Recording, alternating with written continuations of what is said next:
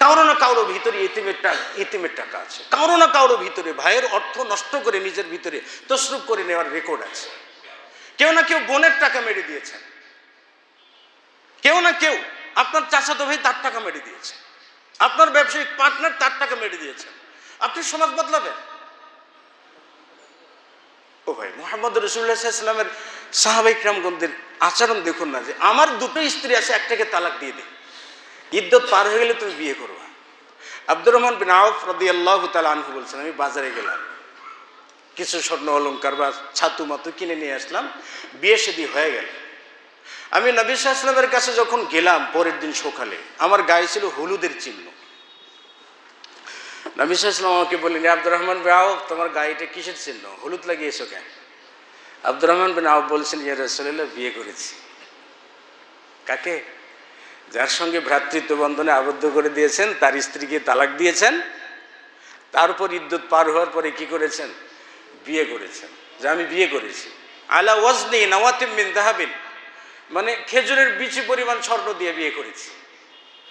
তখন এটা সামান্য ছিল, এতটুকু মোহর দিয়ে বিয়ে করেছেন। নবী সাল্লাল্লাহু আলাইহি ওয়াসাল্লাম তার জন্য বারাকার দোয়া করলেন এবং বলেন, আউলি মৌলাও বি শাতিন, একটা ছাগল জবাই করে হলেও তুমি কি করো, ওলিমা করো। যেহেতু হাদিসটা বলে ফেলেছি, দুটো বিষয়, সামান্য পরিমাণের হলেও মোহর দিয়ে বিয়ে করতে হবে। যৌতুকের দেন দরবার করাটা কি সমাজের কাজ? বলেন দেখি। কিন্তু আমাদের টেন্ডেন্সি হলো কাউকে কিছু বলার দরকার নেই। আমাদের টেন্ডেন্সি হলো কি, কাউকে কিছু বলার দরকার নেই, আমরা কাউকে কিছু বলবো না, যেই যা করে করুক।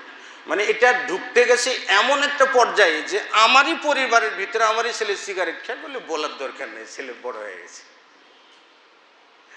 আবার পুত্রবধূ ব্যাপারদায় চলে, সমাজ নষ্ট করার মতো কাজ করে, বলে বলার দরকার নেই, ছেলের বউ তো বলার দরকার নেই। মানে আমরা গর্তের ভিতরে ঢুকতে ঢুকতে ঢুকতে ঢুকতে একেবারে পিছনে ঠেকে গেছে, আর যাওয়ারও জায়গা নেই, আবার ফত করে যে সামনে বেরিয়ে আসবো সেটারও জায়গা নেই। আলহামদুলিল্লাহ, ঢাকা মহানগর দক্ষিণ জমিয়ত আহলে হাদিস কর্তৃক আয়োজিত আজকের এই সাপ্তাহিক আলোচনা সভার সম্মানিত সভাপতি মোহতারাম শায়েখ এহসানুল্লাহ খতিব অত্র মসজিদ এবং সেক্রেটারি জেনারেল ঢাকা মহানগর দক্ষিণ, আরও উপস্থিত রয়েছেন ঢাকা মহানগর দক্ষিণের সভাপতি মহোদয় উপস্থিত রয়েছেন, আরও বিভিন্ন স্তরের জমিয়তের মহানগরের নেতৃবৃন্দ আমার সামনে উপবিষ্ট রয়েছেন, অত্র এলাকা থেকে আগত সম্মানিত জ্ঞান পিপাসু দিন দরদি ভাই ও বন্ধুগণ। প্রথমে সে আল্লাহ তাআলার দরবারে হামদে বারি তাআলা পেশ করছি, যার অশেষ অনুগ্রহে আজকের এই আলোচনায় আমরা সমবেত হওয়ার সুযোগ পেয়েছি। আলহামদুলিল্লাহ।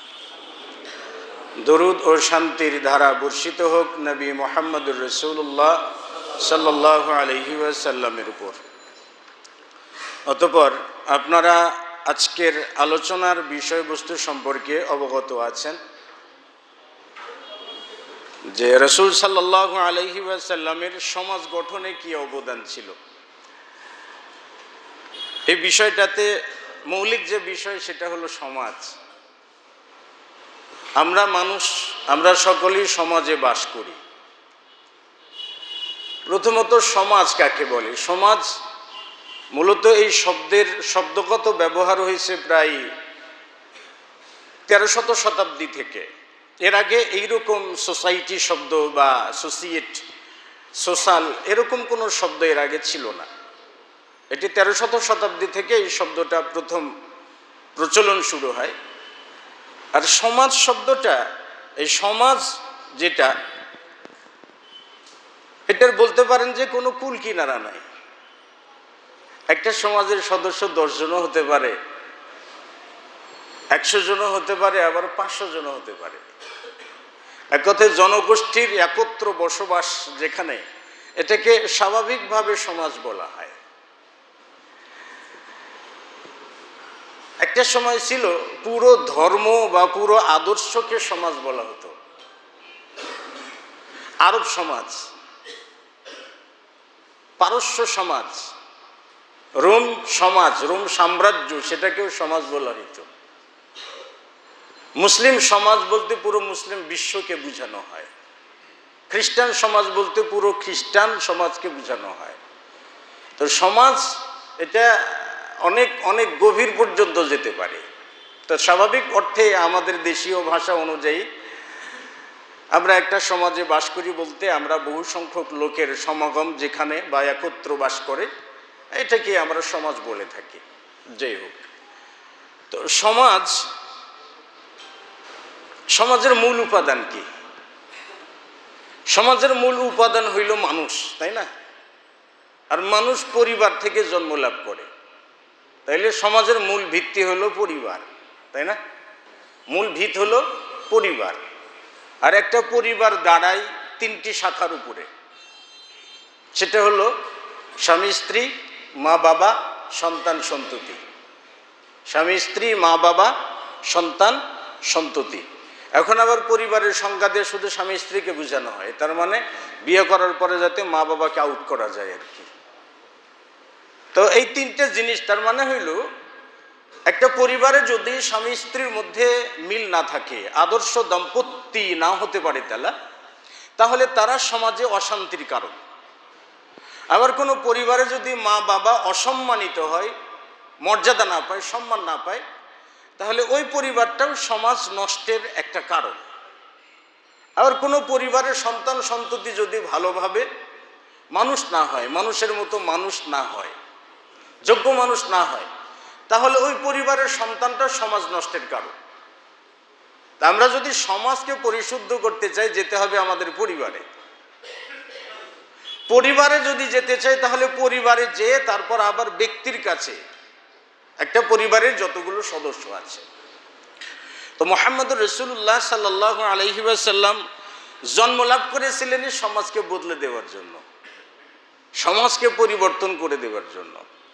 নবী সাল্লাল্লাহু আলাইহি ওয়াসাল্লাম যখন জন্ম লাভ করেছেন, তার জন্মের 50 দিন আগেও আব্দুল মুত্তালিব কি বলেছিল, যখন আব্রাহা আসছিল কাবাকে ধ্বংস করে দেওয়ার জন্য, আব্দুল মুত্তালিব যে কাবার গিলাফ ধরে বলছিল, ইয়া রব্বিল আরবাব, মানে ও সকল প্রতিপালকের প্রতিপালক, কাবা ঘর তোমার, এটা রক্ষণাবেক্ষণ করার দায়িত্ব তোমার, আমার উৎপালন যা আছে এগুলো আমার, আমি নিয়ে গেলাম পাহাড়ের পাদদেশে আত্মগোপনে।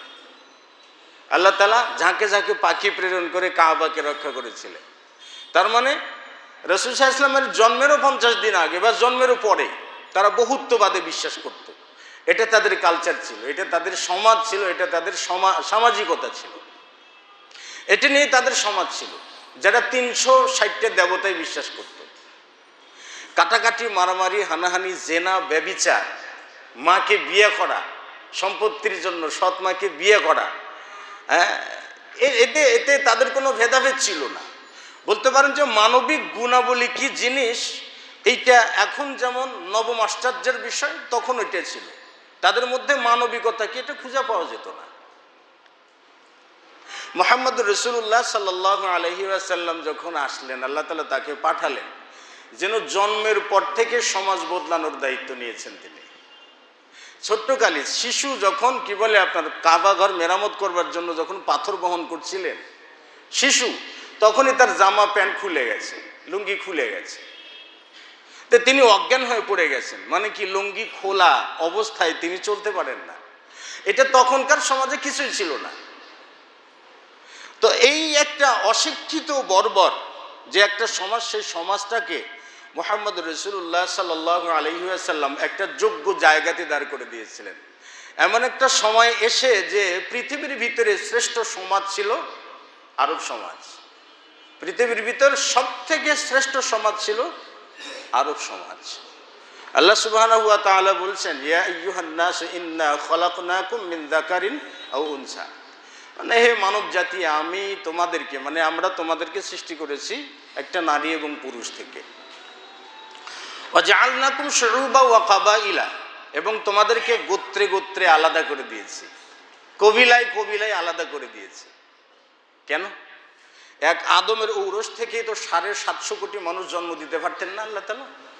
পারতেন তো, দেন নাই। কিন্তু একই সময়ে কিন্তু সবাইকে জন্ম দিতে পারতেন, দেন নাই। কেন? গোত্র গোত্র আলাদা করে দিয়েছেন। আল্লাহ বলছেন লিতাআরাফু, যাতে তোমরা পরস্পরকে চিনতে পারো, তোমরা পরস্পরকে জানতে পারো। তার মানে আমরা সমাজে যখন বসবাস করব তখন আমি আমার প্রতিবেশীকে চিনব, আমার সামনে যে বসবাস করে তাকে চিনব, আমার পিছনে যে বসবাস করে তাকে চিনব, আমার পিছনে সে সুখে আছে না দুঃখে আছে সেটাও দেখব, আমি সুখে আছি কিনা দুঃখে আছি সেটা আবার অন্যজন দেখবে। এটাই সামাজিক সিস্টেম, সামাজিক নীতি। আল্লাহ তাআলা মানুষকে সেই হিসেবে সামাজিক জীব হিসেবেই কি করেছেন? সৃষ্টি করেছেন। রাসূলুল্লাহ সাল্লাল্লাহু আলাইহি ওয়াসাল্লাম বলছেন খিয়ারুকুম ফিল জাহিলিয়া ওয়া খিয়ারুকুম ফিল ইসলাম, তোমাদের মধ্যে তোমরা জাহিলি জামানায় উত্তম ছিলে, ইসলামের জামানায়ও তোমরাই উত্তম হবে যখন তোমরা জ্ঞান অর্জন করবে। তো মুহাম্মদুর রাসূলুল্লাহ সাল্লাল্লাহু আলাইহি সাল্লামের সমাজকে বদলে দেবার কিছু সূত্র ছিল। একটা সূত্র ছিল নবুয়তের আগের অবস্থায়, একটা সূত্র ছিল নবুয়তের আগের অবস্থায়, আর আরেকটা সূত্র হইল নবুয়তের পরবর্তী সময়। মুহাম্মদ রাসূলুল্লাহ সমাজ সংস্কারক ছিলেন, নবুয়তের আগেও ছিলেন, নবুয়ত পাওয়ার পরেও ছিলেন। তবে নবুয়ত পাওয়ার আগের একটা ধারা এবং নবুয়ত পাওয়ার পরে আরেকটা ধারা ছিল। আমরা আমাদের সমাজকে কি করে বদলাবো? মুহাম্মদ রাসূলুল্লাহ সাল্লাল্লাহু আলাইহি সাল্লাম আমাদেরকে, আমরা কি করে আমাদের সমাজকে বদলাবো? এই সূত্রগুলো মুহাম্মদ রাসূলুল্লাহ সাল্লাল্লাহু আলাইহি ওয়াসাল্লাম দিয়ে দিয়েছেন। আমরা আগে নবুয়তের পরবর্তী যে বিষয়টা আছে সেটা হলো মুহাম্মদ রাসূলুল্লাহ সাল্লাল্লাহু আলাইহি সাল্লাম সমাজকে বদলানোর জন্য আল্লাহ তাআলা কর্তৃক সর্বপ্রথম যে দায়িত্বটা পেয়েছেন সেটা হলো শিক্ষা, শিক্ষিত করে তোলা, সমাজকে শিক্ষিত করে তোলা, অজানা মানুষকে জ্ঞানী করে তোলা, জ্ঞান শেখানো, বুদ্ধি শেখানো, সমাজকে কিভাবে চালাবে এটা শেখাতে আল্লাহ সুবহানাহু ওয়া তাআলা মুহাম্মদ রাসূলুল্লাহ সাল্লাল্লাহু আলাইহি ওয়াসাল্লামকে ডেকেছিলেন কোথায়? পাহাড়ের গুহায়। তিনি সেখানে নির্জন বাস করতে থাকলেন। তারপর আল্লাহ সুবহানাহু ওয়া তাআলা ওহী নাজিল করলেন, তাই না? আল্লাহ তাআলা বলেন ইকরা বিসমি রাব্বিকাল্লাযী খালাক খালাকাল ইনসানা মিন আলাক, মানে হে রাসূল আপনি পড়ুন, যিনি সৃষ্টি করেছেন তার নামে আপনি পড়ুন। যিনি খালাকাল ইনসানা মিন আলাক, যিনি মানুষকে জমাট রক্ত থেকে সৃষ্টি করেছেন। তাহলে আল্লাহ তাআলা নবুয়তের প্রথম ধাপে সমাজকে শেখাতে বললেন ইকরা, আপনি পড়ুন, মানে তিনি পড়বেন মানে অন্যকে পড়াবেন, তিনি পড়বেন মানে অন্যকে পড়াবেন। কেননা মুহাম্মদ রাসূলুল্লাহ সাল্লাল্লাহু আলাইহি ওয়াসাল্লাম বলেছেন মা ইউরিদুল্লাহু বিহি খায়রান ইউফাক্কিহু ফিদ্দীন, আল্লাহ তাআলা যার কল্যাণ চান, আল্লাহ তাআলা যার মঙ্গল চান, যার ভালো চান, যাকে ভালোবাসেন, কল্যাণ চান, তাকে দ্বীনের জ্ঞান দান করেন। তাহলে আল্লাহ বলছেন ইকরা বিসমি রাব্বিকাল্লাযী খালাক, পড়ুন, যিনি সৃষ্টি করেছেন তার নামে। তাহলে প্রথম যে সিস্টেম সেটা হলো কি? পড়া, শিক্ষা। এবং দেখবেন যে আদম আলাইহিস সালাতু ওয়াস সালামকে যখন আল্লাহ সুবহানাহু ওয়া তাআলা সৃষ্টি করেছিলেন তখন কিন্তু আল্লাহ প্রথম তাকে শিক্ষাটাই দিয়েছেন। ফেরেশতারা যখন প্রতিবাদ করেছিল যে আপনি আদমকে সৃষ্টি করবেন, মানুষকে এরা ফাসাদ সৃষ্টি করবে, দাঙ্গামা হাঙ্গামা রক্তপাত করবে, আল্লাহ তাআলা তখনও তাদেরকে বলছিলেন ইন্নী আ'লামু মা লা তা'লামুন, আমি যা জানি তোমরা তা জানো না। তার মানে আমি জ্ঞানী, তোমরা জ্ঞানী নও। ফেরেশতাদেরকে বলছিলেন যে তোমরা জ্ঞানী নও। তাহলে জ্ঞান আমাদেরও আগে আল্লাহ তাআলা সৃষ্টি করেছেন। আদম আলাইহিস সালাতু ওয়াস সালামকে সৃষ্টি করে জান্নাতে রাখলেন। জান্নাতে রাখার আগে কি করলেন? আল্লামা আদামাল আসমা, আল্লাহ তাআলা আদমকে কিছু নাম শিখিয়ে দিলেন যে নামগুলো ফেরেশতারা জানতো না। আল্লাহ তাআলা ফেরেশতাদের কাছে নাম জানতে চাইলেন যে আম্বিউনি বিআসমাই হাউলা, এই নামগুলো শিখিয়ে দাও আমাকে, বলো দেখি তোমরা। তো ফেরেশতারা বলল যে সুবহানাকা লা ইলমা লানা, আমাদের কোনো জ্ঞান নেই। আল্লাহ তাআলা আদমকে বললেন যে আম্বিউহুম বিআসমা, তুমি এই নামগুলো সম্পর্কে বলে দাও। আদম আলাইহিস সালাতু ওয়াস সালাম ওই নাম সম্পর্কে বলে দিলেন। তার মানে আদম জানেন যেটা ফেরেশতারা সেটা জানেন না, জ্ঞানগত তারতম্য করে দিলেন। হাল ইস্তাবিল্লাযীনা ইয়ালামুন আল্লাযীনা লা ইয়ালামুন, যারা জানে আর যারা জানে না তারা কি সমান? আদমকে জ্ঞানী করলেন কেন? কারণ আদম সমাজ চালাবেন, ফেরেশতারা সমাজ চালাবে না। তাহলে আদমকে জ্ঞান দান করলেন, এরপরে ফেরেশতাদের মাধ্যমে আল্লাহ তাআলা তাকে সম্মানিত করলেন, সিজদা করে নিলেন, যার পর ইবলিস শয়তান হইল, তারপর জান্নাতে থাকতে দিলেন। তো বলতে চাচ্ছিলাম জ্ঞান, একটা সমাজকে বদলাতে হলে জ্ঞানের অপরিহার্যতা রয়েছে, আবশ্যকতা আছে। তবে সেই জ্ঞানটা আবার কি হতে হবে? শিক্ষা শুধু শিক্ষা হলে কি হবে? সুশিক্ষা হতে হবে, মানে যেই জ্ঞানটা সমাজকে বদলে দেওয়ার মতো সক্ষমতা রাখে। যে জ্ঞানটা সমাজকে বদলে দেওয়ার মতো সক্ষমতা রাখে না, যে জ্ঞানের মাধ্যমে মূর্খের থেকেও বেশি আচরণ করে একজন মানুষ। আপনি কি বলবেন, একজন ইউনিভার্সিটির টিচার, ডক্টরেট করেছেন, আরো অনেক কিছু করেছেন, তিনি যখন ছাত্রদের সামনে সিগারেট খান, আপনি কি তাকে জ্ঞানী বলবেন? এটা কি তার জ্ঞানের ফসল? এটা কি শিক্ষার ফসল? আর এই শিক্ষাটা কি সমাজ বদলাবে? বদলাবে না, সমাজকে কি করবে? নষ্ট করবে। আমরা মুসলিমরা আমাদের সমাজকে চিনি না কেন জানেন? কিছুটা বলতে হয়, সেটা হইল যে আমরা আমাদের ঐতিহ্যটা একটা সময় যে হারিয়ে ফেলেছি। কখন হারিয়ে ফেলেছি জানেন? হারিয়ে ফেলেছি আমরা জাতীয়তাবাদের চক্করে পড়ে। আমরা আমাদের কি করেছি? মুসলমানিত্বকে হারিয়ে ফেলেছি। আমরা আমাদের সমাজ সংস্কারের নীতিকে হারিয়ে ফেলেছি। কিভাবে জানেন? যখন এই 1700 শতাব্দীতে যখন ফ্রান্স রেভলিউশন হয়, মানে ফ্রান্সে যখন বিদ্রোহ হয়, বিদ্রোহটা হয়েছিল কি? যে গির্জার শাসন থেকে সমাজকে মুক্ত করতে হবে। এক কথা হলো ধর্মের শাসন থেকে সমাজকে মুক্ত করতে হবে। সমাজ আলাদা, ধর্ম আলাদা। ধর্ম গির্জার মধ্যে বন্দী, সমাজ চলবে উজবুক এবং হুমরা চোমরাদের দ্বারা। এখান থেকে এই রেভলিউশনের মাধ্যমে প্রথম ন্যাশনালিজমের জন্ম হয়। ন্যাশনালিজম, যেটাকে জাতীয়তাবাদ বলি আমরা, এটা ইউরোপে ছড়িয়ে পড়লো, আমেরিকাতে ছড়িয়ে পড়লো। এর পরবর্তীতে কমিউনিজম, যেটা কার্ল মার্কস আবিষ্কার করেছে, এই ফ্রান্স রেভলিউশনের পরেই কিন্তু সে আবিষ্কার করেছে। কারণ সে বাল্যকালে ফ্রান্সে গিয়েছিল, থেকেছে ওখানে। থাকার পরে সেখান থেকে ইংল্যান্ডে যেয়ে তারপরে সে তার কমিউনিজম আবিষ্কার করলো। তার মানে ন্যাশনালিজম থেকে কমিউনিজম, সেখান থেকে সেকুলারিজম, ধর্মনিরপেক্ষতাবাদ, যেটা এখানেরই আরেকটা ভার্সন, যেটা সেটা হলো অ্যাথিইজম। এই সবগুলো ইজম যখন প্রতিষ্ঠা লাভ করেছে, সেই দিন থেকেই মুসলিমদের কোমরে আঘাত করে মাজাটাকে ভেঙে দেওয়া হয়েছে। মুসলিমরা সমাজ সেদিন থেকেই চালাতে পারে না।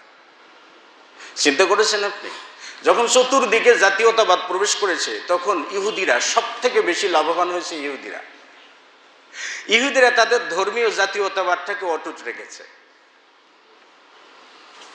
ধর্মীয় জাতীয়তাবাদটাকেও তারা অটুট রেখেছে। এই যে বলতে পারেন যে ন্যাশনালিজম, সেকুলারিজম, এরপরে কমিউনিজম, এরপরে অ্যাথিইজম, দেখবেন যে ডেমোক্রেসি যেটা আছে না, এই সব কয়টা ইজমের জননী। এটা সব কয়টা ইজমের জননী। এটা সব থেকে বিমাতা সুলভ আচরণ করে ইসলামের সাথে। মানে ইসলামের আপনি এটা বলতে পারবেন না, ওইটা বলতে পারবেন না, ওইটা বলতে পারবেন না, ওইটা বলতে পারবেন না। মানে এই যে একটা, কেন? কারণ জাতীয়তাবাদেরা জাতীয়তাবাদের কথা বলতে পারে, কমিউনিজমরা কমিউনিজম প্রচার করতে পারবে, এটা ডেমোক্রেসি সে অধিকারটা দিয়েছে। সেকুলারিজম তাদের মত প্রকাশ করতে পারবে, ডেমোক্রেসি সে অধিকারটা তাদেরকে দিয়েছে। অ্যাথিইজম তাদের মত প্রকাশ করতে পারবে, নাস্তিক্যবাদ ছড়াতে পারবে, এটা তাদের অধিকার, সেটাও কিন্তু ডেমোক্রেসি দিয়েছে। কিন্তু ডেমোক্রেসি কোনটা দেয়নি? দেয়নি হচ্ছে আপনি স্বাধীনভাবে ইসলাম মানতে পারবেন, সেটা আপনাকে দেয়নি। আপনাদের দেশের সংবিধান পড়ে দেখবেন যে মানে আমাদের দেশের প্রচলিত আইনের বাইরে যেটা যাবে সেটা যদি কেউ প্রচার করে, সেটা অপরাধ বলে গণ্য হবে। তার মানে হচ্ছে কি জানেন? ইসলামের যে মুহকাম, আল্লাহ তাআলা বলেছেন আকিমুস সালাতা ওয়া আতুজ যাকাত, সালাত কায়েম করো, যাকাত দাও। তার মানে সালাত ফরজ, প্রত্যেকটা ব্যক্তিকে বাধ্যতামূলক করতে হবে। কারণ আমি এটা যদি বলি, কারণ সংবিধান আপনাকে সালাত বাধ্যতামূলক করে নাই, আপনাকে স্বাধীনতা দিয়েছে। কিসের ফলে? ডেমোক্রেসির ফলে। এজন্য আমাদের ভিতরে অনেকে আছেন না যে আমরা কি বলি যে কি বলে একটা বিপ্লব হয়েছে, সবারই হয়েছে, এখন আমরা সকলেই যাই গণতন্ত্রের ভিতরে ঢুকে পড়ি, বলি যে না আমরা কি ঐক্যবদ্ধ হই, বলি না আমরা গণতন্ত্রের অধীনে যে ঐক্যবদ্ধ হই। বর্তমান প্রচলিত গণতন্ত্রের অধীনে যে আপনি যতবারই ঐক্যবদ্ধ হবেন, ততবারই সব থেকে বেশি অনৈক্য আপনি সৃষ্টি করবেন। কারণ আপনাকে সেই স্বাধীনতা ডেমোক্রেসি দেয় নাই, ওদেরকে দিয়েছে। লাভ হচ্ছে সেখান থেকে। দেখেন আমরা ন্যাশনালিজম মানে শিক্ষা, আমরা শিক্ষায় কোন জায়গায় হারিয়ে ফেলেছি। আমরা আমাদের সমাজকে বদলাবো, কিন্তু দেখেন যে আমি আছি, আমরা মুসলিম, কিন্তু ফিলিস্তিনিরা মার খেয়ে যাবে, ধ্বংস হয়ে যাবে, আমি তাদের কোনো প্রতিবাদ করতে পারবো না। কেন জানেন? কারণ স্বাধীনতার সার্বভৌমত্বের লঙ্ঘন। স্বাধীনতাটা সাজানো ন্যাশনালিজম দিয়া।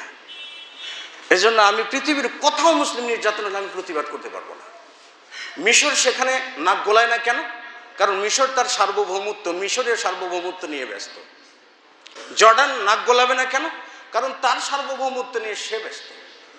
ইরান নাক গলাবে না, কারণ তার সার্বভৌমত্ব নিয়ে সে ব্যস্ত। এখন ওই যে যারা মার খাবে, তোমরা মার খাও, আমরা প্রয়োজনে তোমাদের জন্য কাটা ফাটা বন্ধ করবার জন্য মলম পাঠিয়ে দেব, ঔষধ পাঠিয়ে দেব। এটা পুরস্কার, ন্যাশনালিজমের পুরস্কার। কেন? ওখান থেকে যখন আপনার ধর্মকে মসজিদ বন্দি, গির্জা বন্দি, তার মানে ধর্মীয় শিক্ষাটা তখন থেকে হয়ে গেল গৌণ। কিন্তু সমাজকে সংস্কার করতে মুহাম্মদ রাসূলুল্লাহর কাছে প্রথম যে নির্দেশটা আল্লাহ তাআলা দিয়েছেন সেটা হলো কি? করা। তুমি পড়ো, না পড়তে পারলে তুমি সমাজকে বদলাতে পারবে না। মুহাম্মদ রাসূলুল্লাহ সাল্লাল্লাহু আলাইহি ওয়াসাল্লাম বলছেন, মানুষ যখন মারা যায় তখন তার 3টি আমল বাদ দিয়ে সবগুলো কি হয়ে যায়? বন্ধ হয়ে যায়। তার মধ্যে একটা আও ইলমিন ইউনতাফাউ বিহি, এমন জ্ঞান যে বিদ্যার দ্বারা জাতি উপকৃত হতে পারে। তাহলে বিদ্যা, যে জ্ঞান দিয়ে আপনি সমাজ বদলাবেন, সেই জ্ঞানটা আপনার ভিতরে আসতে হবে। কি দিয়ে সমাজ বদলাবে না? শিক্ষা। বলছিলাম প্রথম যে ধাপ সমাজ সংস্কার করতে মুহাম্মদ রাসূলুল্লাহ প্রথম যেটা কাজে লাগিয়েছেন, আল্লাহ তাআলা যে নির্দেশ দিয়েছেন সেটা হলো জ্ঞান। জ্ঞানের সঙ্গে সঙ্গে তারবিয়াত প্রতিপালন, যেটা সংস্কৃতি, যেটা আমরা বলি শিক্ষা এবং সংস্কৃতি। কেন? শিক্ষার উপরে আমরা যেমন এই লাইটগুলোকে আমরা কিন্তু উপরে লাগিয়েছি, তাই না? নিচে লাগাই নেই কেন? আলোটা ছড়ে পড়বে না, তাই না? আমাদের স্টেডিয়াম আছে না, স্টেডিয়ামগুলোতে কিন্তু লাইটগুলো বিশাল একটা পিলার লম্বা কি দিয়েছে, খাম্বা দিয়েছে না, খাম্বার উপরে লাইটগুলো ফিট করেছে। লাইটগুলো যদি জমিনে ফিট করতো তাহলে কি খেলোয়াড়রা খেলতে পারতো না। তার মানে ওইটা ভিত, তার উপরে দিলে আলো ছড়াবে। ঠিক সেই রকমই শিক্ষা একটা স্ট্যান্ড বা বলতে পারেন গাছা, যার উপরে ভিত্তি করে আপনার সংস্কৃতি গড়ে উঠবে। আপনি শিক্ষিত হয়ে বলছেন যে মদ হারাম, কিন্তু ন্যাশনালিজম ডেমোক্রেসি বলছে যে না, এটা কোনো ব্যাপার না, যদি কেউ সংগোপনে খাইতে পারে, তাই না? আপনি জেনার কথা, শরীয়ত বলছে কি? শরীয়তের জ্ঞান বলছে জেনা হারাম, তাই না? বিবাহিত ব্যক্তি জেনা করলে তার মৃত্যুদণ্ড। কিন্তু আমাদের প্রচলিত ডেমোক্রেসি পুরো বিশ্বব্যাপী ওই সিদ্ধান্তটাই দিয়ে দিচ্ছে আপনাকে, ছেলে মেয়ে যদি রাজি থাকে তাইলে করতে পারে জেনা। চিন্তা করেছেন? আপনাকে এসে বলবে কি জানেন? বলে ওপেন যৌনাচার ক্যান্সারের কারণ। বলে ওপেন যৌনাচার কিসের কারণ? বলে HIV এইডস এর কারণ। তো জনসচেতনতার সিস্টেম কি দেখেছেন? জনসচেতনতার সিস্টেম হইল যে আপনারা কন্ডম ব্যবহার করুন। দেখেছেন? তার মানে আপনি অবৈধ যৌনাচার করতে পারবেন, কিন্তু যাতে বাচ্চা জন্মলাভ না করে সেই জন্য আপনি করতে পারবেন। অথচ ইসলাম সেটাকে হারাম করে দিয়েছে। কিভাবে? অতি সূক্ষ্মভাবে, এই রেভলিউশনের মাধ্যমে, ন্যাশনালিজমের মাধ্যমে অতি সূক্ষ্মভাবে শুধুমাত্র আপনার জীবনের প্রত্যেকটা স্তর থেকে শরীয়তকে সরিয়ে ফেলা হয়েছে, দ্বীনকে সরিয়ে ফেলা হয়েছে। কিন্তু সেটা আমরা অনুধাবন করতে পারিনি। যখন আমরা অনুধাবন করতে পারি নাই, তখন একজন একদিকে টান দিয়ে বলছে আমারটা সঠিক, আরেকজন বাম দিকে টেনে বলছে আমারটা সঠিক, আরেকজন সামনের দিকে টেনে বলছে আমারটা সঠিক। দেখবেন যে সব সঠিক ওলারা আসছে। তাহলে তো পৃথিবীতে আর কোনো ব্যাঠিক বলতে কিছু নেই। তাইলে তো আল্লাহ তাআলার জাহান্নাম কি দিয়ে ভরবে? মুশকিল হয়ে গেছে। এটা তো বলছিলাম শিক্ষা এবং সংস্কৃতি, এই দুটো সমাজ সংস্কারের জন্য প্রথম যেটা মুহাম্মদ রাসূলুল্লাহ সাল্লাল্লাহু আলাইহি ওয়াসাল্লাম ব্যবহার করেছে। তখনকার সংস্কৃতি কি ছিল? জাহিলি জামানার সংস্কৃতি ছিল গান বাজনা, বাদ্যযন্ত্র, নর্তকী, জেনা, ব্যভিচার, নারী নাচানো ইত্যাদি সবগুলি তো সংস্কৃতি ছিল, তাই না? শরীয়ত এসে সেটাকে কি করে দিয়েছে? নিষেধ করে দিয়েছে। আব্দুল্লাহ বিন উমর রাদিয়াল্লাহু তাআলা আনহু, তার খাদেম ছিলেন নাফে রাদিয়াল্লাহু তাআলা আনহু। নাফে বলছেন যে আমি আব্দুল্লাহ বিন উমরের সাথে একবার রওনা দিয়ে দিয়েছি। তো হেঁটে চলছে তিনি, ফাসামিআ সাওতা মিজমার, তিনি একবার বাদ্যযন্ত্রের আওয়াজ শুনতে পেলেন। বাদ্যযন্ত্রের আওয়াজ শুনে তিনি কানের ভিতর দিয়ে আঙুল ঢুকে দিয়ে না বিজানিবিল আখর, রাস্তার এক প্রান্ত থেকে আর এক প্রান্তে চলে গেলেন।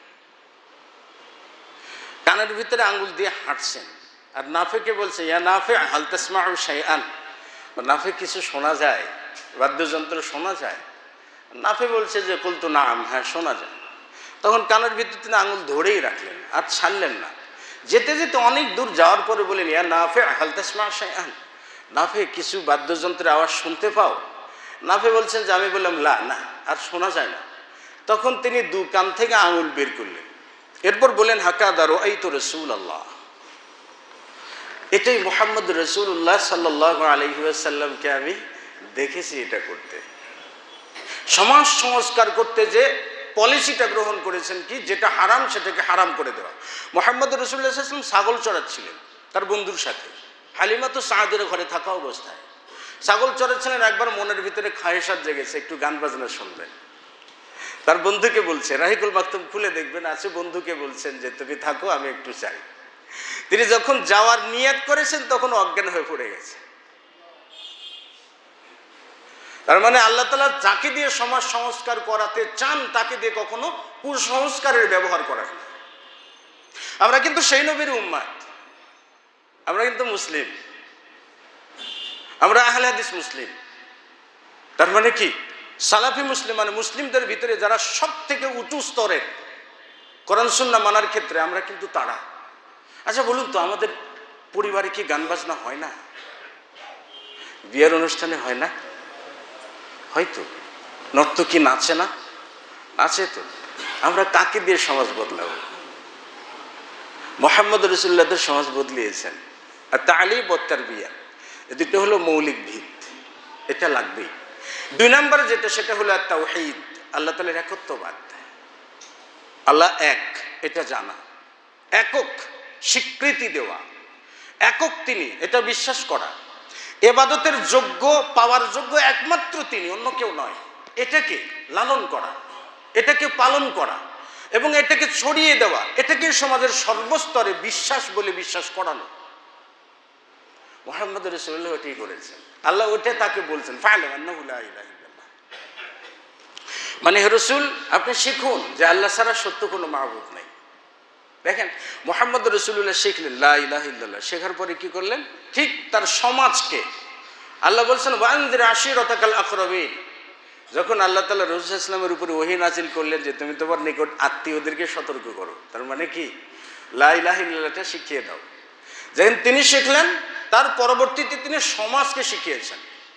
আয়াত নাজিল হওয়ার পরে সাফা পর্বতে উঠলেন, উঠে তার গোত্রের বিভিন্ন নাম ধরে ধরে ডাকতে থাকলেন, বিভিন্ন নাম ধরে ডাকতে থাকলেন। তখন কুরাইশ গোত্রের বিভিন্ন শাখার লোকজন সেখানে চলে গেলেন।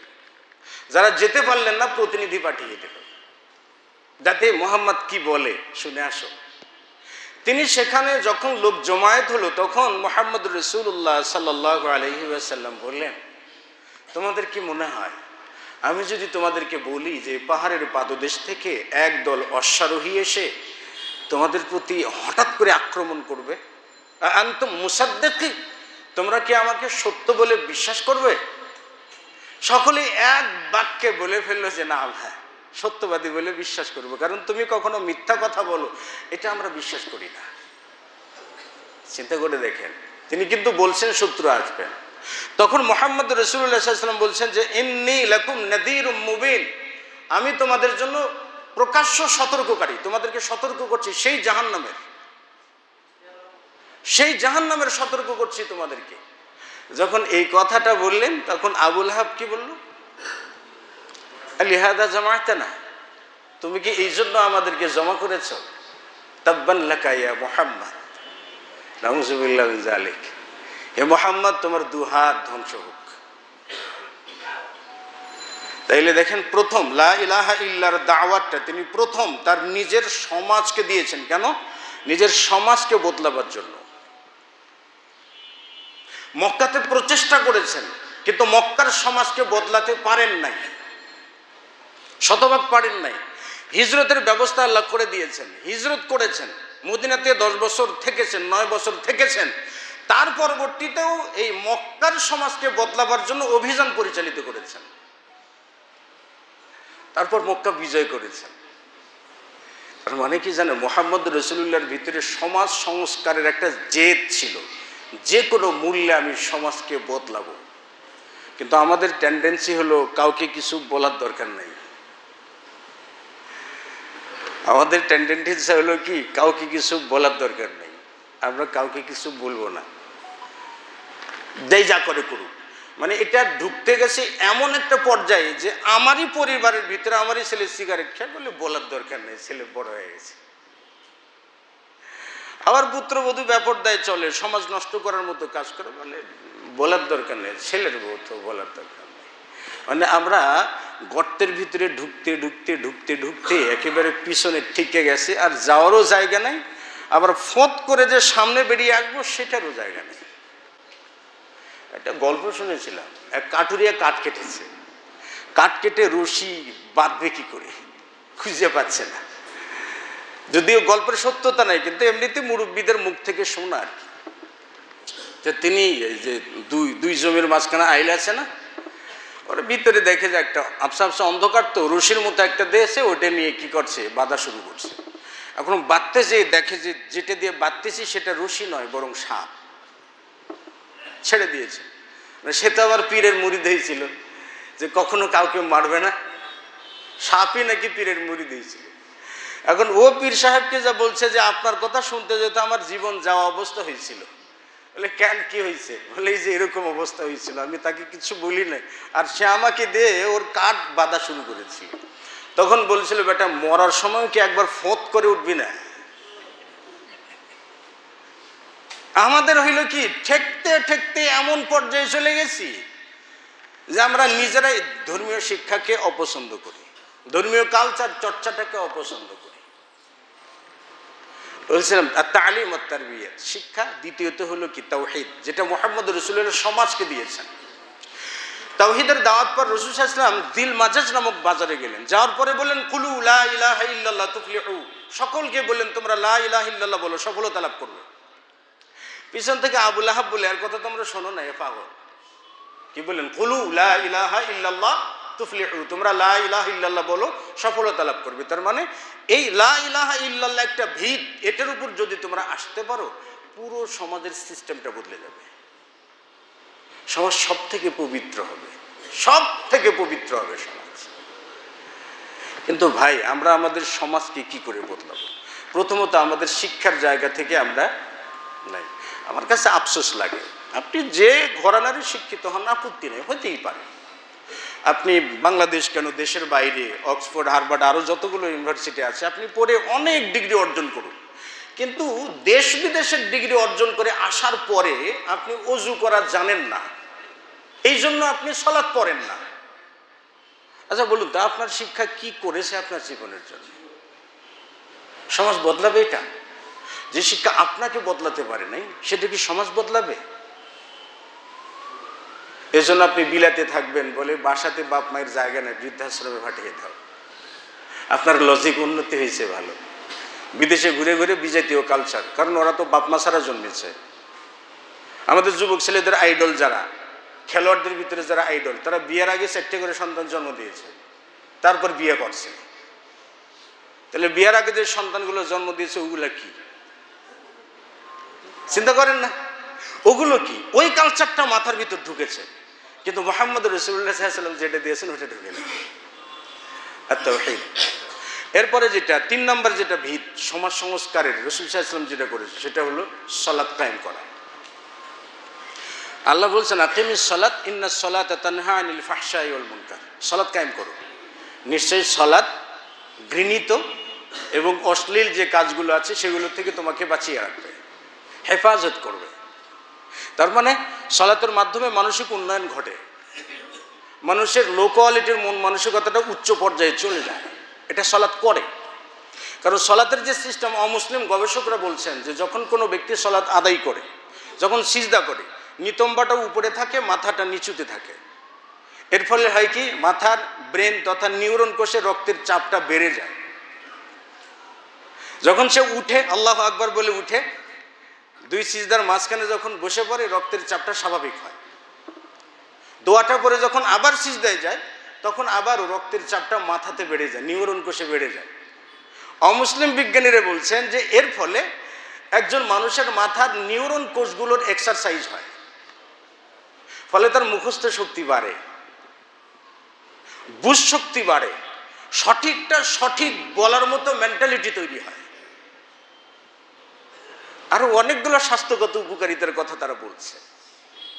এজন্য সালাত সমাজ বদলানোর দ্বিতীয় ভিত্তি, সেটা 3 নাম্বার যেটা ভিত, সেটা হলো কি, সালাত। আপনার সালাত আদায় করে না এমন যত ভালো মানুষ থাকুক না কেন, যার সালাত নেই তার কোনো ভালো মানুষই নেই। যার সালাত নেই তার কোনো কি নাই, ভালো মানুষই নাই। কেন? তুমি সালাত পড়ো না, ঈমান আনো নাই, সারা জীবন যত ভালো কাজ করেছো, আল্লাহ যদি চান তো দুনিয়াতে তোমার একটু রিজিক বাড়িয়ে দেবেন, আখিরাতে 1 পয়সাও দাম দেবেন না। তাহলে সালাত না বলে তার ভালো মানুষই আছে? আমি 1000 বারও যদি দাবি করি মুসলিম, একটি ভালো মুসলিম হতে পারবো? যে ব্যক্তি সালাতে আদায় করে না, সে কখনো সমাজ সংস্কার করতে পারবে না। কারণ তার উপর তো আল্লাহ তাআলার রহমতই নেই, আল্লাহ তাআলার সাহায্যই তো তার উপরে নেই। রাসূল সাল্লাল্লাহু আলাইহি ওয়াসাল্লাম বলছেন যে মুসলিম এবং কাফেরের মধ্যে পার্থক্য হলো সালাত পরিত্যাগ করা। আর কি বলবেন? মান তারাকা সালাতা ফাকাদ হাদামাদ দ্বীন, যে সালাত ছেড়ে দিল সে দ্বীনটাকে ধ্বংস করে দিল। এটা একটা স্তর। তাহলে 3টা। 4র্থ নাম্বার সমাজ সংস্কারের যেটা প্রয়োজন এবং মুহাম্মদ রাসূলুল্লাহ যেটা কাজে লাগিয়েছেন, সেটা হলো কি, আল আখাওয়াত, ভ্রাতৃত্ব, অর্থাৎ ভাই ভাইয়ের সম্পর্ক। আমাদের তো বাপের সাথেই বনে না, ভাইয়ের সাথে বনবে কবে? বাপের সাথে না বনলে ভাইয়ের সাথে বনার সম্ভাবনা নাই, ভাইয়ের সাথে না বনলে প্রতিবেশীর সাথে সম্ভাবনা নাই। সুযোগ পেলে প্রতিবেশীকে আউট করে দিয়ে ওর তার জায়গাটা দখল করে না একটা বহুতল ভবন বানাতে পারলে আমার লাভ। কারণ আমি শুধু টাকা গোনা শিখেছি, আর কিছু শিখি না। আমার এটাই উন্নতি যে আমি টাকা চিনি। কিন্তু আপনি টাকা চিনেন, এতগুলো টাকা চিনেন, টাকা কারি কারি করতে করতে কোটি কোটি টাকা করে ফেলেছেন। বলুন তো, টাকা দিয়ে কোনো গাড়ি বানাতে পারবেন? গাড়ির সিট বানিয়ে তাতে বসতে পারবেন? বালিশ বানিয়ে তাতে শয়ন করতে পারবেন? টাকা দিয়ে গেঞ্জি বানিয়ে সেটা গায়ে পরতে পারবেন? টাকা দিয়ে জুতা বানিয়ে সেটাও পরতে পারবেন? মোজা বানাতে পারবেন? আপনার খাইতে আর পড়তে, সন্তানকে পড়াতে কত টাকা লাগে? কত টাকা লাগে আপনার? এটা মানসিক অবনতি ছাড়া কিছুই না। কত টাকা লাগে আপনার? ছুটছেন তো ছুটছেন নাই, ভ্রাতৃত্ব নাই, পারস্পরিক ভালোবাসা নাই। মুহাম্মদ রাসূলুল্লাহ সাল্লাল্লাহু আলাইহি ওয়াসাল্লাম বলছেন যে কোন ইবাদাল্লাহি ইখওয়ানা, আল্লাহর বান্দা সমস্ত তোমরা ভাই ভাই হয়ে যাও, তোমরা ভাই ভাই হয়ে যাও। দেখেন ভ্রাতৃত্ব কেমন। আব্দুর রহমান বিন আউফ বলছেন যে আমি হিজরত করে মদিনায় চলে গেলাম। মদিনায় চলে যাওয়ার পরে মুহাম্মদ রাসূলুল্লাহ আমার সঙ্গে আপনার সাদ বিন উবাদার সঙ্গে ভ্রাতৃত্ব বন্ধনে আবদ্ধ করে দিলেন। কে ছিলেন? সাদ বিন উবাদা। আর মক্কা থেকে গেছেন কে? আব্দুর রহমান বিন আউফ। দুইজনকে ভাই ভাই বানিয়ে দিলেন নবী সাল্লাল্লাহু আলাইহি ওয়াসাল্লাম। আব্দুর রহমান বিন আউফ বলছেন যে আমি আনসারদের মধ্য থেকে ধনী মানুষ, এটা সবাই জানে। সাদ বিন উবাদা তিনি বলছেন যে আমি যে ধনী মানুষ সেটা সবাই জানে। তো সাদ বিন উবাদা আব্দুর রহমান বিন আউফকে বললেন, ও আব্দুর রহমান, মুহাম্মদ রাসূলুল্লাহ সাল্লাল্লাহু আলাইহি ওয়াসাল্লাম তোমাকে আমার সঙ্গে ভ্রাতৃত্ব বন্ধনে আবদ্ধ করে দিয়েছেন। এক কাজ করি, আমার যতগুলো সম্পদ আছে সমস্ত সম্পদ অর্ধেক করে, অর্ধেক তোমার অর্ধেক আমার। আমার 2 জন স্ত্রী আছে, আমার একজন স্ত্রীকে আমি তালাক দিয়ে দেই, ওর যখন ইদ্যত চলে যাবে তখন তুমি তাকে বিয়ে করে নেবা। একে বলে ভ্রাতৃত্ব, একে বলে সমাজ সংস্কারক। আমরা করব? কারো না কারো ভিতরে ইতিমের টাকা আছে, কারো না কারো ভিতরে ভাইয়ের অর্থ নষ্ট করে নিজের ভিতরে তসরুপ করে নেওয়ার রেকর্ড আছে। কেউ না কেউ বোনের টাকা মেরে দিয়েছেন, কেউ না কেউ আপনার চাচাতো ভাই তার টাকা মেরে দিয়েছে, আপনার ব্যবসায়িক পার্টনার তার টাকা মেরে দিয়েছেন। আপনি সমাজ বদলাবেন? ও ভাই, মুহাম্মদ রাসূলুল্লাহ সাল্লাল্লাহু আলাইহি ওয়াসাল্লামের সাহাবায়ে কিরামগণদের আচরণ দেখুন না, যে আমার দুটো স্ত্রী আছে, একটাকে তালাক দিয়ে দে, ইদ্যত পার হয়ে গেলে তুমি বিয়ে করবা। আব্দুর রহমান বিন আউফ রাদিয়াল্লাহু তাআলা আনহু বলছেন, আমি বাজারে গেলাম, কিছু স্বর্ণ অলংকার বা ছাতু মাতু কিনে নিয়ে আসলাম, বিয়ে শাদী হয়ে গেল। আমি নবী সাল্লাল্লাহু আলাইহি ওয়াসাল্লামের কাছে যখন গেলাম পরের দিন সকালে, আমার গায়ে ছিল হলুদের চিহ্ন। নবী সাল্লাল্লাহু আলাইহি ওয়াসাল্লাম আমাকে বললেন, আব্দুর রহমান বিন আউফ, তোমার গায়েটা কিসের চিহ্ন, হলুদ লাগিয়েছো কেন? আব্দুর রহমান বিন আউফ বলছেন, ইয়া রাসূলুল্লাহ, বিয়ে করেছি। কাকে? যার সঙ্গে ভ্রাতৃত্ব বন্ধনে আবদ্ধ করে দিয়েছেন, তার স্ত্রীকে তালাক দিয়েছেন, তারপর ইদ্যত পার হওয়ার পরে কি করেছেন? বিয়ে করেছেন। যে আমি বিয়ে করেছি, আলা ওয়াজনি নাওয়াতিম মিন যাহাবিন, মানে খেজুরের বিচি পরিমাণ স্বর্ণ দিয়ে বিয়ে করেছি। তখন এটা সামান্য ছিল, এতটুকু মোহর দিয়ে বিয়ে করেছেন। নবী সাল্লাল্লাহু আলাইহি ওয়াসাল্লাম তার জন্য বারাকার দোয়া করলেন এবং বলেন, আউলি মৌলাবি সাতিন, একটা ছাগল জবাই করে হলেও তুমি কি করো, অলিমা করো। যেহেতু হাদিসটা বলে ফেলেছি, দুটো বিষয়, সামান্য পরিমাণের হলেও মোহর দিয়ে বিয়ে করতে হবে। যৌতুকের দেন দরবার করাটা কি সমাজের কাজ? বলেন দেখি, যৌতুকের যে দেন দরবার করাটা, আমরা কোনটার দেন দরবার করি? মোহরের দেন দরবার করি না যৌতুকের? বলে আমার ছেলে চাকরি করে, মাস্টার্স করেছে, চাকরি করে, ভালো বেতনে চাকরি করে, অফিসে যায়, বাসে করে যায়, কষ্ট হয়, কিছু চাই না, একটা গাড়ি দেবেন। কিছু চান না উনি, একটা গাড়ি দিবেন। হাজি মানুষ, সভ্য মানুষ, বেশি কিছু বলতে পারি না, একটা গাড়ি দিবেন। ঢাকা শহরে একটু থাকার জায়গা দিবেন, হ্যাঁ, বাসার ফ্রিজ দিবেন, সব কিছুই দেবেন। লোভ মানুষকে এত নিচে নামিয়েছে, ওই লোকটাকে কি সুপুরুষ বলা চলে, যুবক বলা চলে? যে বউয়ের টাকার উপর ভর করে তিনি দাঁড়াতে চান, তার মানে নিজের ঠ্যাঙে কোনো বল নাই, এসে কি সমাজ সংস্কার করবে? মুহাম্মদ রাসূলুল্লাহ যৌতুক প্রথাকে হারাম করেছেন সেই কবে? আল্লাহ রাসূল তাকে বললেন, আউলি মৌলাবি সাতুন, অলিমা করো। বিনিময়ে আমাদের কি হয়েছে ভাই? বউয়া, অলিমা আউট হয়ে গেছে, কি বউয়া। যে কেউ যখন দাওয়াত দেয়, যে বলে আমার মেয়ের বিয়ের দাওয়াত, যাকে দাওয়াত দিলেন ওর টেনশন শুরু হয়ে গেল, বলে কে যে কি দেয়, আমি যে কি দেয়, হাতে টাকা নাই, বাজার করতে পারি না। আপনার কেন আনন্দিত হবেন আপনি যে আমি দাওয়াত পেয়েছি? কেন জানেন? ওখানে যেতেই আপনার লজ্জা লাগে, আমার উপঢৌকনটা যদি ছোট হয়। ভাই আচ্ছা বলুন তো, এটা কি দাওয়াত হইল নাকি সাদাবাজি হইল? হ্যাঁ, ওপেন সাদাবাজি না? এগুলো কি সমাজ? বলেন। তা আমরা যদি এই সমাজ এগুলোকে বদলাতে চাই, তা আমার নিজেকে বদলাতে হবে না? আমার নিজেকে দেবো আখওয়াত, ভ্রাতৃত্ব। তাহলে মুহাম্মদ রাসূলুল্লাহ ভ্রাতৃত্ব বন্ধনে আবদ্ধ করে দিয়েছেন। আল মুসলিম আকুল মুসলিম, একজন মুসলিম অপর মুসলিমের ভাই। ভ্রাতৃত্বের অনেকগুলো রূপরেখা আছে। প্রথম যেটা রূপরেখা, সেটা হলো সামাজিক দায়িত্ববোধ। সেটা কি? সামাজিক দায়িত্ববোধ, মানে পুরো সমাজের আমার দায়িত্ব আছে। রাসূল সাল্লাল্লাহু আলাইহি ওয়াসাল্লামের উপর যখন ইকরা বিসমি রাব্বিকাল্লাযী খালাক নাজিল হইল, 5টা আয়াত যখন নাজিল হইল, তখন তিনি চলে গেলেন কার কাছে? খাদিজা রাদিয়াল্লাহু তাআলা আনহার কাছে গেলেন। যে বললেন কি, জামিলুনি, চাদর দিয়ে ঢেকে দাও, চাদর দিয়ে ঢেকে দাও। আনা আখশা আলা নাফসি, আমি নিজের উপরে আশঙ্কা করছি, ভয় পাচ্ছি, আমার কি কোনো ক্ষতি হয় কিনা। খাদিজা রাদিয়াল্লাহু তাআলা আনহা কি বলছিলেন জানেন? কাল্লা, কখনো নয়, আল্লাহে, আল্লাহর কসম, আপনার কোনো ক্ষতি হতেই পারে না। আল্লাহর কসম, আপনার কোনো ক্ষতি হতেই পারে না। কেন? কারণটা হলো ইন্নাকা লা তাসিলুর রাহিমা। অপশন একটা, ইন্নাকা লা তাসিলুর রাহিমা, নিশ্চয় আপনি আত্মীয়তার সম্পর্ককে মজবুত করেন, এটাকে তো কখনো ভাঙেন না। আর কি করেন? ওয়া তাহমিলুল কাল্লা, মানুষের বোঝা বহন করেন, দায়িত্ব নেন আপনি। ওয়া তাকসিবুল মাদুমা, নিঃস্ব অসহায় মানুষের সহায় হন আপনি। ওয়া তাকসিবুল মাদুমা ওয়া তাহমিলুল কাল্লা, এরপরে বলেন ওয়া তুইনু আলা নওয়াইবিল হক, যে সত্যের পথে চলতে চায় আপনি তাকে সাহায্য করেন, সহযোগিতা করেন। অভাবী যে মানুষ আছে তার মুখে আপনি খাবার তুলে দেন। 5টা গুণের কথা বললেন আল্লাহে, আল্লাহর কসম আল্লাহ তাআলা আপনাকে কখনো লাঞ্ছিত করতে পারেন না। যেই 5টা গুণ নবী মুহাম্মদ সাল্লাল্লাহু আলাইহি ওয়াসাল্লামের কি ছিল, নবুয়ত পাওয়ার আগেই ছিল।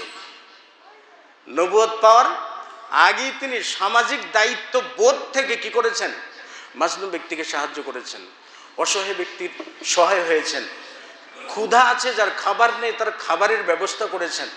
এরপরে যে সঠিক পথে চলতে চায় তাকে সাহায্য করেছেন, চলো আগাও আমি আছি, আগাও আমি আছি, তাই না? এটা মুহাম্মদ সাল্লাল্লাহু আলাইহি ওয়াসাল্লামের কি ছিল, সূত্র ছিল নবুয়ত পাওয়ার আগেই। তাহলে সমাজ সংস্কার করতে হলে সেই 5টা বিষয় তো আমার আপনার মধ্যে লাগবে না? এটা উখওয়াতের প্রথম পর্যায়ে। সামাজিক দায়িত্বটা আমি নিতে পারি কিনা, দায়িত্ব বোধের জায়গা থেকে রাসূল বলছেন যে কিয়ামতের দিন আল্লাহ তাআলা বলবেন ইস্তাদামতুকা ফালাম তুতিইনি, খাদ্য চেয়েছিলাম খাবার দাও নাই। আল্লাহ বলবেন এটা। বান্দা কি বলবে যে কি করে আপনাকে খাদ্য খাওয়াবে আনতা রব্বুল আলামিন? তখন আল্লাহ তাআলা কি বলবেন, আমার অমুক বান্দা ক্ষুধার্ত ছিল তাকে তো খাদ্য খাওয়া নেই, ওকে যদি খাদ্য খাওয়াতে ওর মাধ্যম দিয়ে তুমি আমাকে পাইতে। এরপর আল্লাহ বলবেন ইস্তাসকাইতুকা, তোমার কাছে পানি চেয়েছিলাম তুমি আমাকে পানিও দাও নাই। বলে আল্লাহ আনতা রব্বুল আলামিন, কি করে আমরা আপনাকে পানি দেব? আল্লাহ তাআলা তখন বলবেন অমুক ব্যক্তির পানি ছিল না তাকে তো পানি দাও নাই। বিশুদ্ধ পানি আমরা পান করি, আমাদের ভাড়াটিও পান করে না। আমাদের বস্তির মানুষরা বিশুদ্ধ পানি পায় না, ওর পাশেই কিন্তু আমি পান করি, সামর্থ্য আছে কিন্তু দেই না। আল্লাহ ওটি জিজ্ঞেস করবেন যে পানি চেয়েছিলাম পানি দাও নাই, আনতা রব্বুল আলামিন, কি করে তোমাকে পানি দেব? তখন আল্লাহ সুবহানাহু ওয়া তাআলা বলবেন অমুক ব্যক্তি পিপাসার্থ ছিল তাকে পানি দিলে তার কাছে আমাকে পাইতে। আল্লাহ নিজে বলবেন মারিস্তু ফালাম তাউদনি, অসুস্থ হয়েছিলাম আমার সেবা করো নাই, দেখতে আসো নাই। আল্লাহ আনতা রব্বুল আলামিন, কি করে আমরা আপনার সেবা করব? আল্লাহ তাআলা তখন বলবেন অমুক ব্যক্তি অসুস্থ হয়েছিল, কই তাকে তো দেখতে যাও নাই, তার সেবা করলে তো তার কাছে তুমি আমাকে পাইতে। সামাজিক দায়িত্ব বোধ, আপনাকে দায়িত্ব নিতে শেখায় ইসলাম, কিন্তু আমরা সেই দায়িত্ব তো নিই না রে ভাই। বিপদ আপদে মানুষের পাশে দাঁড়াতে চাই না। তো বলছিলাম কি বলে আপনার সামাজিক দায়িত্ববোধ, এরপর পারস্পরিক সাহায্য সহযোগিতা। সাহায্য সহযোগিতা বিভিন্নভাবে হতে পারে। একজন ঋণগ্রস্ত ব্যক্তিকে আমাদের দেশে সব জায়গায় রক্তচোষা, আপনার টাকা থাকুক বা না থাকুক, আপনি যে ব্যাংক থেকে সুদের টাকা নিয়েছেন রে বাবা, আপনি আপনার হাড়হাড্ডি থাকুক বা না থাকুক, চোখ দুটো থাকুক বা না থাকুক, সুদে আসলে ওইটা আপনাকে পরিশোধ করতেই হবে। হানা দেবে কোথায়? এই যে সামাজিক এনজিওগুলো বলে সামাজিক কাজকর্ম কইরা উপরে ফেলে দিয়েছে, কিন্তু এর থেকে বড় কোনো রক্তচোষা আছে? দেখেন আবুল ইয়াসার রাদিয়াল্লাহু তাআলা আনহু একজন সাহাবী ছিলেন। তিনি বলছেন যে আমি দফতর নিয়ে বেরিয়ে পড়েছি, বেরিয়ে একটা বাড়িতে গেলাম, শর্ট করে বলছি লম্বা হাদিস, একটা বাড়িতে গেলাম যেখানে তার টাকা পাওনা ছিল। তিনি বলছেন আমি তাকে নাম ধরে ডাক দিলাম, কিন্তু সে তার স্ত্রীর বিছানায় চলে গেছে। তার ছেলে বের হয়ে এসে বলছে আমার বাবা এই ঘরে নাই, আপনার ডাক শুনে পালিয়ে গেছে। আবুল ইয়াসার বলছেন যে আমি তাকে ডাকলাম, ভাই শোনো শোনো, আমি তো তোমার কোথায় আছো আমি জানি, বেরিয়ে আসো। সে যখন বেরিয়ে আসলো তখন তিনি তাকে জিজ্ঞেস করলেন আচ্ছা ভাই এত বাহানার কি দরকার আছে? তুমি আমার সামনে আসছো না কেন? আমি তোমার থেকে টাকা পাই আর তুমি আমার সামনে আসছো না, কারণটা কি? সহিহ মুসলিমের 3006 নম্বর হাদিস, তুমি আসছো না কেন? তখন ওই সাহাবী বলছে যিনি ঋণ নিয়েছেন, তিনি বলছেন যে আল্লাহর কসম করে বলছি যে আমি আপনার সঙ্গে মিথ্যা কথা বলতে চাই নাই, মিথ্যা প্রতিশ্রুতিও দিতে চাই নাই। আপনি আল্লাহ রাসূলের সাহাবী, আপনার সামনে কথা বলতে আসলে একটা বাহানা দিতে হবে, বাহানার নামে যে কথাটাই বলবো সেটা মিথ্যা হয়ে যাবে। আমি সেটা আপনার সামনে বলতে চাইনি, আপনার অনেক সম্মান, আল্লাহ রাসূলের সাহাবী আপনি, তবে বিশ্বাস করুন আল্লাহর কসম করে বলছে ইন্নী লামুসির, অবশ্যই আমি খুব কঠিন অবস্থার মধ্যে আসছি, কারণ আপনার যে ঋণটা পরিশোধ করার সামর্থ্য আমার নাই। আবুল ইয়াসার তখন তার সেক্রেটারিকে বললেন দফতরটা খোলো, খোলার পরে তার নামটা কেটে দিয়ে দিলেন এবং বললেন যে তোমার যদি ঋণ পরিশোধের কখনো সামর্থ্য হয় আমার ঋণটা তুমি পরিশোধ করে দিও, যদি না হয় তাহলে এটা তোমার জন্য ক্ষমা। কারণটা কি জানেন? ক্বালা রাসূলুল্লাহ, নবী সাল্লাল্লাহু আলাইহি ওয়াসাল্লাম বলছেন মান আনযারা আলা মুসিরিন, যে ব্যক্তি কোনো কষ্টকর ঋণী ব্যক্তির প্রতি লক্ষ্য করে তার ঋণের বোঝাটাকে হালকা করে দেয়। রাসূল সাল্লাল্লাহু আলাইহি ওয়াসাল্লাম বলছেন কদ আদাল্লাহুল্লাহু ইয়াউমাল কিয়ামা, কিয়ামতের দিন আল্লাহ তাআলা তাকে আরশের ছায়ার নিচে জায়গা দান করবে। সুবহানাল্লাহ। আচ্ছা বলুন তো, কালচারটা আমাদের আছে, আমরা সমাজ বদলাবো কেমনে? আমাদের সমাজ থেকে আমরা বদলাবো কেমনে? এবারে আসুন আমাদের কাজটা কি, বিষয় কিন্তু আছে আমাদের করণীয় কি। মনে হয় অনেক সময় হয়ে গেছে,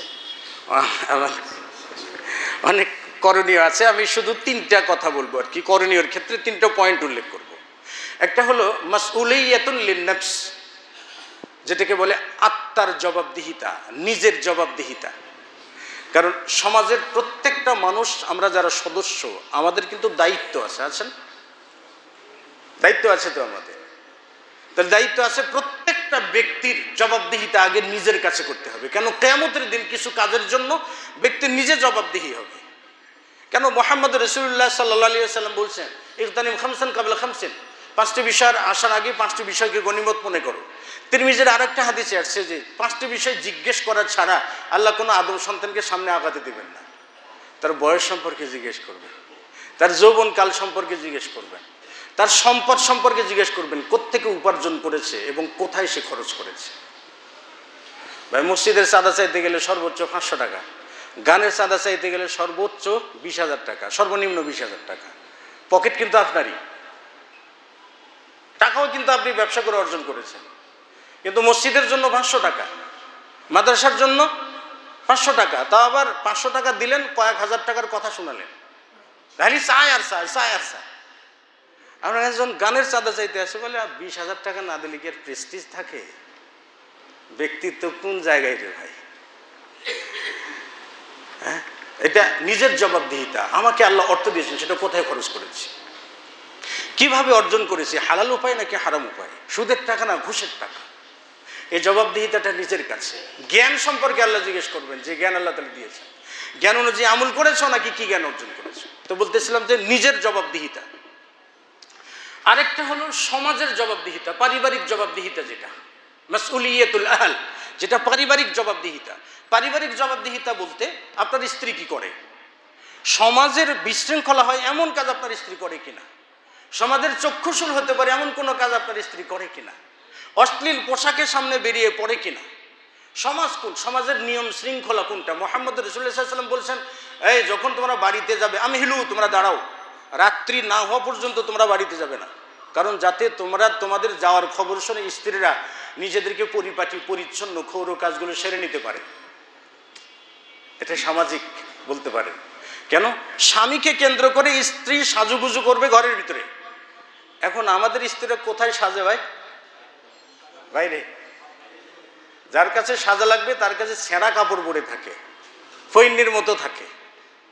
আর যখন বাইরে যাবে তখন সাজুগুজু কইরে এমন একটা অবস্থায় যাবে, তার মানে কি যে পুরোই উল্টোটা। তাহলে তার মাধ্যমে কি সমাজ নষ্ট হয় না? মুহাম্মদ রাসূলুল্লাহ সাল্লাল্লাহু আলাইহি ওয়াসাল্লাম বলছেন না, আইয়ুমা ইমরাতিন ইসতাতারাত, যে মহিলা সুগন্ধি লাগায়, আতর লাগায়, লাগিয়ে কোনো বৈঠকখানার পাশ দিয়ে হেঁটে গেল, ফাহিয়া কাদা, ও মহিলা জিনাকারী। দেখো কতগুলো পাপ নিয়ে ঘরে প্রবেশ করছে, বলেন। তাহলে আমার পরিবারের জবাবদিহিতা কার কাছে? আমার স্ত্রী আমার কাছে জবাবদিহি করতে বাধ্য, তুমি কোন পোশাকে বাইরে আছো। আমার সন্তান আমার কাছে জবাবদিহি করতে বাধ্য, রাত 1টা পর্যন্ত তুমি মোবাইলে কি করো, রাত 1টা পর্যন্ত কম্পিউটার বা ল্যাপটপে তুমি কি করো, জবাব দাও। কারণ তোমার ল্যাপটপের বিল আমি দেই, নেট বিল আমি দেই, ডিশের বিল আমি দিয়ে থাকি, কম্পিউটার আমি কিনে দিয়েছি, যে বিদ্যুৎ চালাও সেটা আমার বিলে চলে, আমাকে জবাবদিহি করতে তুমি বাধ্য। 1টা পর্যন্ত কি করো? ও ভাই, এই জবাবদিহিটা কি লাগবে না আমাদের?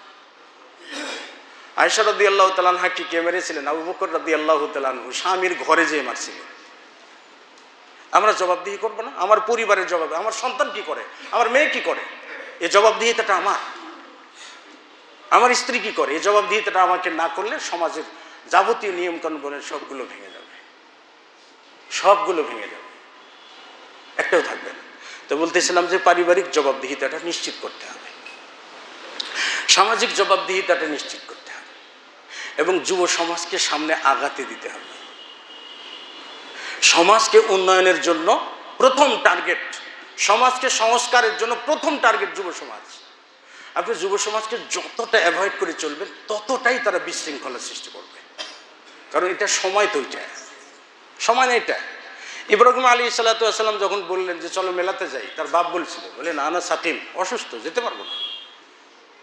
তারা যখন মেলাতে গেল তখন ইব্রাহিম আলাইহিস সালাম বললেন কি তাল্লাহি লা আকিদান নাস নামাক, তোমাদের মূর্তিগুলা কিনে একটা চাল চালবো, দেখি তোমরা কি করতে পারো। বয়সটা ছিল কি যৌবনকাল, যুবক। তারা মেলাতে গেছে, কুড়াল দিয়ে ভেঙে সব সারখার করে দিয়েছে, কিচ্ছু রাখেনি। বড়জনের কাঁধের উপর কুড়ালটা রেখে দিয়েছে যাতে মানুষের দৃষ্টি বড়জনের দিকে যায়। মেলা থেকে আসছে, এটা কে করেছে? মান ফাআলা হাযা বিআলিহাতিনা, কে করেছে? তখন বলল অমুক যুবক। কে? ইব্রাহিম নামক যুবক, ও এটা পছন্দ করেন, ওই করেছে। কালটা কোন সময় ছিল? যৌবন কাল। এটা কি থাকে? ঝড় গতির যৌবন কাল। এটা এই গতিটাকে যদি নিয়ন্ত্রণ করে রাখতে পারেন তাহলে গতিটা সমাজকে মুহূর্তে বদলে দিতে পারে। রাসূল সাল্লাল্লাহু আলাইহি ওয়াসাল্লামের একজন সাহাবী ছিলেন মিকদাদ বিন আসওয়াদ। আব্দুল্লাহ বিন মাসউদ বলছেন, মিকদাদ বিন আসওয়াদ রাদিয়াল্লাহু তাআলা আনহু রাসূল সাল্লাল্লাহু আলাইহি ওয়াসাল্লামকে যা বলেছিল সেটা যদি আমি বলতে পারতাম আমি ভাগ্যবান হয়ে যেতাম। কি? বদরের যুদ্ধে রাসূল সাল্লাল্লাহু আলাইহি ওয়াসাল্লাম দোয়া করছেন, মুশরিকদের বিরুদ্ধে আল্লাহ বিজয় দান করো। যদি বলো যে আল্লাহ আল্লাহ বলার লোক থাকবে তাহলে এখানে আমাদের বিজয় দান করো, দোয়া করছিলেন। মিকদাদ বিন আসওয়াদ নবী সাল্লাল্লাহু আলাইহি ওয়াসাল্লামকে যে বলছেন যে ইয়া রাসূলুল্লাহ লিমা তাবকি, আপনি কাঁদেন কেন? আপনি কাঁদেন কেন? আমরা বনি ইসরাঈলদের মতো বলবো না যে ইযহাব আনতা ওয়া রাব্বুকা ফাকাতিলা ইন্না হাহুনা কাঈদুন। আমরা বলবো না যে আপনি আর আপনার রব যে যুদ্ধ করুন, আমরা এখানে বসে থাকি, এটা বলবো না আমরা। ইয়া রাসূলুল্লাহ, আমরা আপনার ডানে বামে সামনে পিছনে চতুর্দিক থেকে আমরা যুদ্ধ করব রক্তের শেষ বিন্দু দেওয়া পর্যন্ত।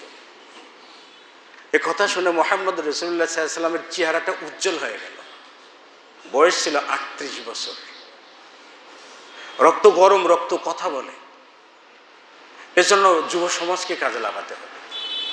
যুব সমাজকে সঠিক পথে আনার জন্য যা কিছু করা প্রয়োজন আমাদের করতে হবে, এবং সমাজকে সংস্কার করার জন্য তাদেরকেই ব্যবহার করতে হবে। তাদের হাতেই এই সমাজের দায়িত্বটা ন্যস্ত করতে হবে।